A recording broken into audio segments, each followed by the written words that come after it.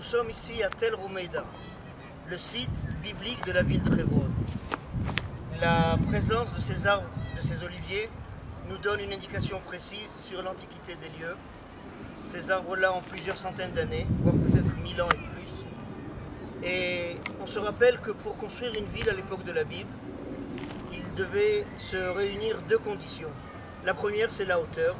Nous sommes ici au-dessus de la ville de Hebron, sur une colline au-dessus de la ville de Hebron actuelle. En hébreu, Tel Rumeida signifie la colline de Rumeida.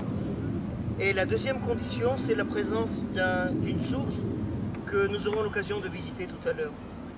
Et c'est dans cette enceinte-là, dans cette région, qui va être entourée d'une muraille, que la ville cananéenne de Hebron va se développer. Aujourd'hui, de cette ville cananéenne, il nous reste un souvenir de muraille, que nous aurons l'occasion de visiter dans quelques instants, et la présence de cette même source, qui, d'après la tradition, s'appellerait la source de Sarah, d'après la tradition musulmane.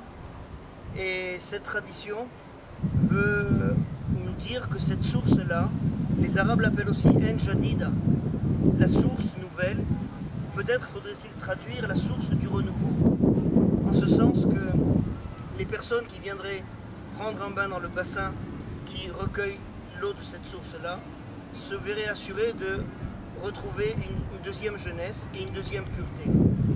Et il n'est pas impossible que cette explication que nous connaissons en français sous l'expression bain de jouvence ou fontaine de jouvence a pour origine cette source-là, la source de Sarah, donc cette source biblique qui aurait donné à notre matriarche Sarah cette longévité extraordinaire et c'est aussi cette jeunesse retrouvée.